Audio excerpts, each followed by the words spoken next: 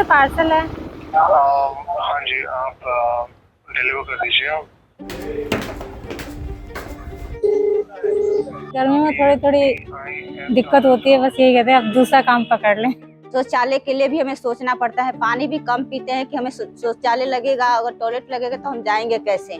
प्यास भी लगती है और पानी भी नहीं मिलता, ना ही कस्टमर के पास से, ना ही कभी कभी रेस्टोरेंट के पास से। लेकिन किसी से पानी मांगते भी हम उसमें से गर्म पानी लाके दे देते हैं, तो ये थोड़ा सही नहीं लगता। मतलब कितने तो डायरेक्ट मना कर देते नहीं नहीं है। गर्मी के कारण बहुत ही यहाँ पे इतनी ही गर्मी है, बर्दाश्त करने की एक सीमा होती है ना, उससे भी ज्यादा ही गर्मी है यहाँ पे। आधा घंटे का मेरा ऑर्डर है तो आधे घंटे धूप में खड़ा रहना है।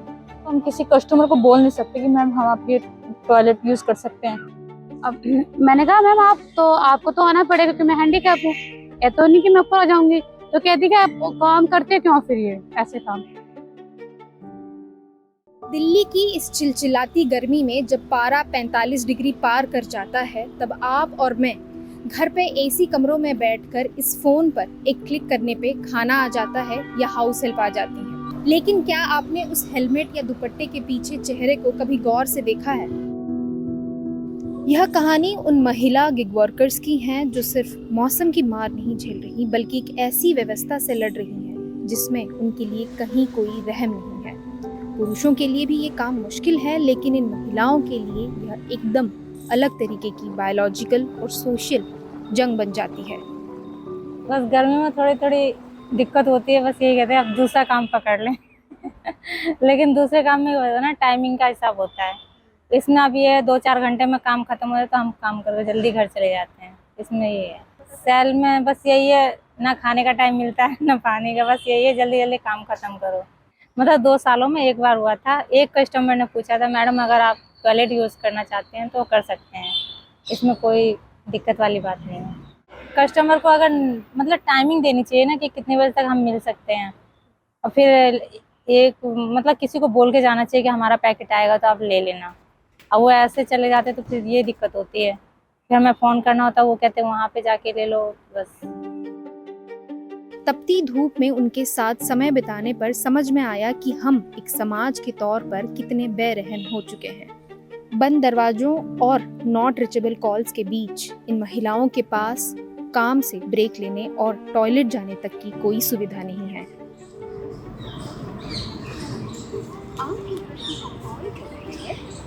नहीं दे रहा है, कृपया कुछ समय पश्चात कॉल करें।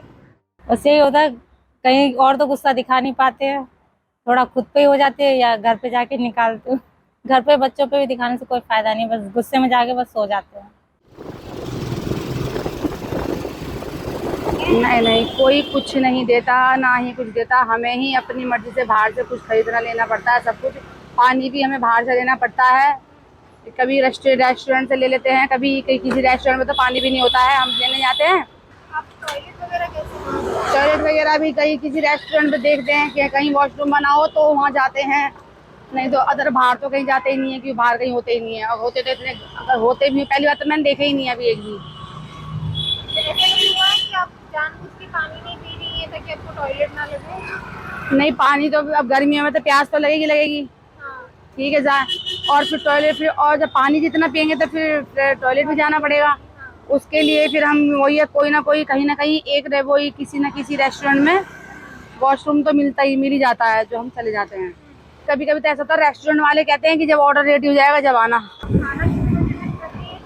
खाना तो वैसे बीच में कभी भूख लगी ना तो जब भी देख लेते हैं कि ऑर्डर अभी रेडी नहीं है, तो जब भी देखते हैं बस केवल, और ब्रेक नहीं लेते। ब्रेक लेंगे तो टाइम वेस्ट होगा ना।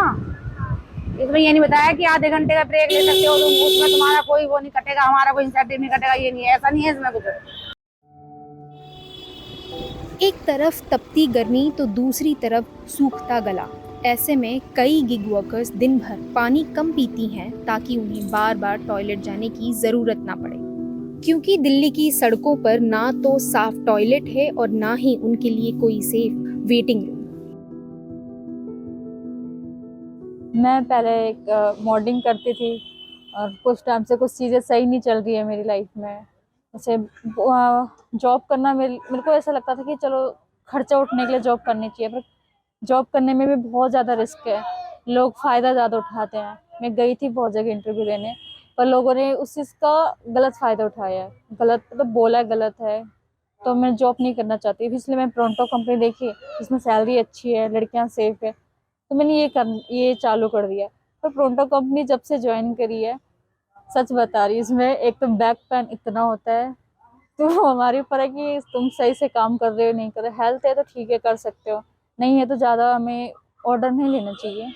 देखो मेरी लाइन मॉडलिंग की थी, तो उसमें ना अपना फेस की बहुत ज़्यादा केयर करनी पड़ती है। मेरा चेहरा उससे काफ़ी बहुत ज़्यादा ख़राब हो चुका है, पिंपल्स आ रहे हैं। हमें इतना टाइम होता नहीं कि हम टॉयलेट करें या खाना खाएं, इतना ब्रेक हमें नहीं मिलता है। किसी कस्टमर के घर पे जाते हैं तो आते ही सबसे पहले बोलते हैं ये हमारा झाड़ू रखा है, ये हमारा किचन है, ये बर्तन कर लो, ये झाड़ू कर लो। पर टॉयलेट का तो टाइम ही नहीं लगता हमें, खाने का भी नहीं।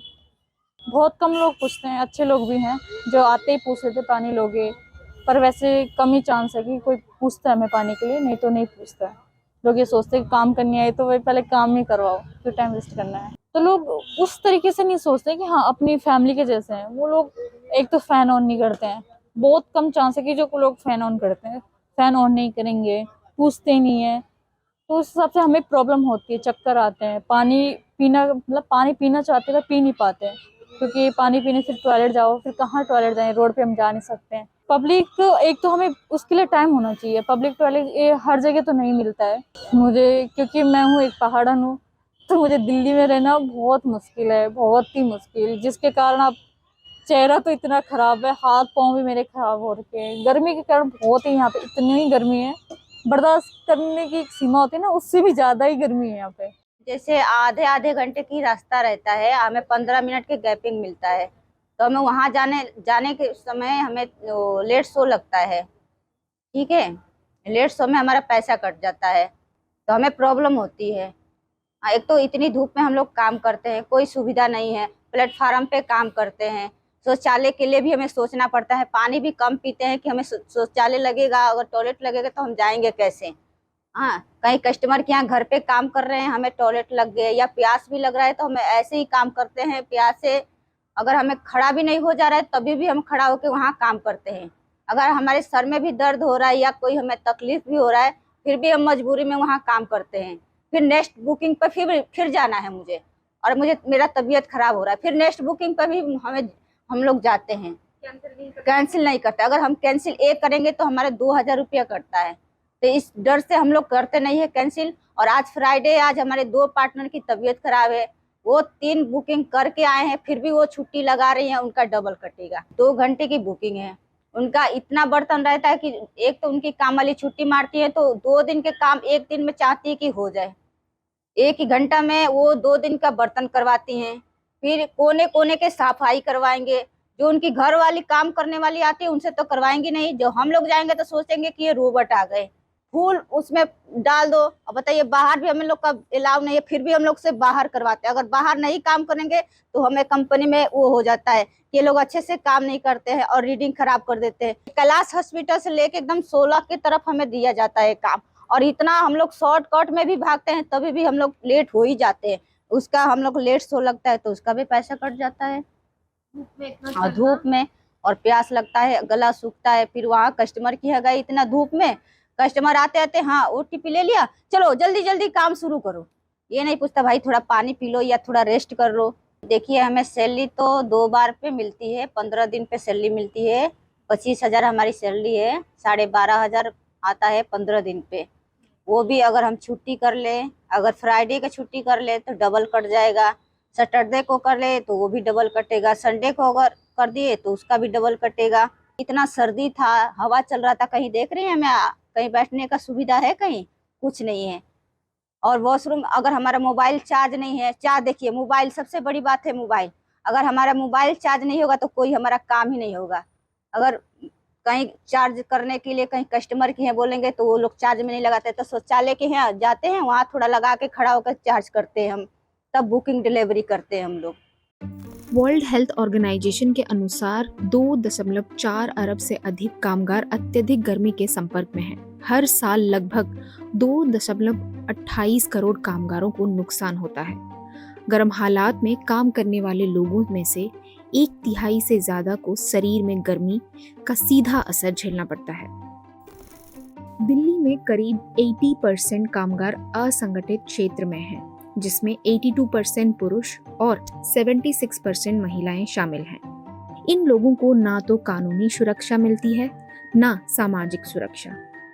एक अध्ययन के मुताबिक तापमान में 1 डिग्री सेल्सियस बढ़ने पर असंगठित कामगारों की कमाई 19% तक घट सकती है और हीट वेव के दौरान यह नुकसान 40% तक पहुंच सकता है। नीति आयोग की 2022 की रिपोर्ट के अनुसार 2022 से 2021 में देश में 77 लाख गिग और प्लेटफॉर्म वर्कर्स थे, जो 2029 से 2030 तक बढ़कर 2.35 करोड़ होने का अनुमान है। दिल्ली के हीट वेव एक्शन प्लान में अब तक गिग वर्कर्स के लिए कोई खास प्रावधान नहीं किया गया है। एनडीएमए में भी कहा गया है कि शिफ्ट के घंटे बदले जाएंगे, हीट वेव से बचाव के लिए हीट वेव प्रोटेक्टिव गियर्स दिए जाएंगे, रेस्ट जोन बनाए जाएंगे और ब्रेक्स मिलेंगे। इनको किस बात की सजा दी जा रही है? कैसे गिग वर्कर्स को सड़क के ऊपर खड़ा रहना पड़ रहा है? ये बात मतलब सरकार को सोचने की जरूरत है कि अगर वो पार्टनर है किसी कंपनी का, तो एक पार्टनर तो कंपनी के अंदर बैठा हुआ और एक पार्टनर बाहर भयंकर गर्मी के अंदर, जहां ये कह दें कि पूरा आसमान टूट के धरती पे गर्मी तोड़कर फेंक रहा है, और उस भयंकर गर्मी में वो वहीं पर सोया, वहीं पर खड़ा है। और ये जो मजबूर परिस्थितियां हैं वो है पेट की भूख। अगर इन मजबूर परिस्थितियों में वो काम न करे तो खाए क्या, ये उनका सवाल है। तो क्यों नहीं ये कम से कम वहां उनके लिए ऐसा शेड का प्रबंध के लिए कोई ना कोई नोटिफिकेशन तो जारी करें कि सारे हब के बाहर, स्टोर के बाहर अगर कोई भी जोमेटो, स्विगी, ब्लिंकिट किसी की भी सर्विस ले रहा है तो कम से कम बाहर एक शेड तो बनाए। RWA, रेजिडेंट वेलफेयर एसोसिएशन, जहां से भी ऑर्डर आ रहे हैं, रेजिडेंट वेलफेयर एसोसिएशन, वहां कम से कम एक शेड तो बना दे, वो अपना सर्विस देके बाहर रुक सके। तीसरा, गर्मी के टाइम में क्योंकि महिलाएं हैं, ऐसा तो नहीं है कि जैसे जेंट्स है कहीं पर भी अपनी गाड़ी पे सो लिया। आपने देखा होगा बहुत सारे गिग वर्कर्स अपना बाइक लगा के और बाइक के ऊपर ही सो रहे हैं, कोई कहीं पर चबूतरा खाली पड़ा वहां पर सो गए। महिलाएं इस प्रकार ओपन स्पेस में ऐसे तो कहीं जाके लेट नहीं सकती। तो उनके जो रेस्ट रूम का जो सवाल है कि वो कहाँ पर है, तभी कहा जा रहा है कि अटल कैंटीन के साथ मर्ज कर दिया, पर अभी तक तो वो तैयार नहीं हुए। तो ये सबसे बड़ा दिक्कत है। गिग वर्कर्स एसोसिएशन ने दिल्ली सरकार को लिखित रूप में मांगे दी हैं, जैसे दिल्ली सरकार जल्द से जल्द गिग वर्कर्स के लिए छांव वाले आराम स्थल, पीने का पानी और इमरजेंसी मेडिकल सुविधा कराएं। बजट 2026 में घोषित रेस्ट फैसिलिटी को जल्दी लागू किया जाए और इन्हें काम के प्रमुख इलाकों के पास बनाया जाए। तेज गर्मी के समय दोपहर 12 से 3 बजे तक काम रोकने के निर्देश ऐप कंपनियों को दिया जाए। कंपनियां वर्कर्स को फ्री में कपड़े या हीट से बचाव का सामान दें। महिला वर्कर्स के लिए सुरक्षित रेस्ट स्पेस, पानी, शौचालय और हेल्थ सपोर्ट जैसी सुविधाएं की जाएं। हाँ, गर्मी है, अब गर्मी की वजह से पसीने आएंगे, उस चीज़ से ना घाव हो जाता है, क्योंकि तो हम उठ नहीं सकते, बैठ नहीं सकते, तो घाव हो जाता है पसीने से, तो हमें उस चीज़ से बहुत दिक्कत होती है। हाँ, वॉशरूम भी नहीं जा सकते हैं हम, और जैसे कि अब इतनी धूप हो रही है, ऑर्डर लेने जाएंगे हम तो वहाँ बैठने के लिए कुछ भी सुविधा नहीं है। धूप में अगर मेरे को आधा घंटा खड़ा है, आधा घंटे का मेरा ऑर्डर है, तो आधे घंटे धूप में खड़ा रहना है। ऐसा नहीं कि कहीं छाए हैं वहाँ बैठ जाएं, हमारे लिए कोई रूम है या बैठने के लिए कुछ है, ऐसा कुछ भी नहीं। धूप के अंदर और हमें सुनना पड़ता है कि ऑर्डर आ जाएगा, अब कितनी देर में आएगा वो नहीं पता। इनकी सुनेंगे, जहाँ से ऑर्डर लेने ज़्यादा उठाएंगे उनकी सुनेंगे, फिर जो क्लाइंट होता है उसकी भी सुननी पड़ती है। ऑर्डर में देने गई, मतलब से घर के पास खड़ी हुई थी ऑर्डर देने के लिए। मैंने कहा मैम मैं हैंडीकैप हूँ और आप ऑर्डर ले जाइए। अब मैंने कहा मैम आपको तो आना पड़ेगा क्योंकि मैं हैंडीकैप हूँ, ये तो नहीं कि मैं ऊपर आ जाऊँगी। तो कहती कि आप काम करते क्यों, फिर ये ऐसे काम क्यों कर रहे हो, नहीं करना चाहिए काम आपको। बड़े बड़े बस जाती हैं, अब मेरी गाड़ी इतनी बड़ी तो है नहीं जो दिख जाएगी, ना ही मैं अगर गिर जाती हूँ उठ भी नहीं पाऊँगी। उनको ये देखना चाहिए कि भाई हैंडीकैप है इंसान को, ऑर्डर थोड़ा पास के दें, ज़्यादा दूर के ऑर्डर ना दें। अब वॉशरूम, वहाँ पे वॉशरूम नहीं है, ठीक है, कहीं जाओगे तो ज़्यादातर जेंट्स के जो वॉशरूम है, लेडीज़ के वॉशरूम बहुत ही कम है, तो फिर ऊँचे हैं जहाँ पे हम जा भी नहीं पाते हैं। गिग वर्कर्स के लिए प्लेटफॉर्म्स अपने यहाँ क्या सुविधा दे रहे हैं, ये जानने के लिए हमने कई प्लेटफॉर्म से संपर्क किया।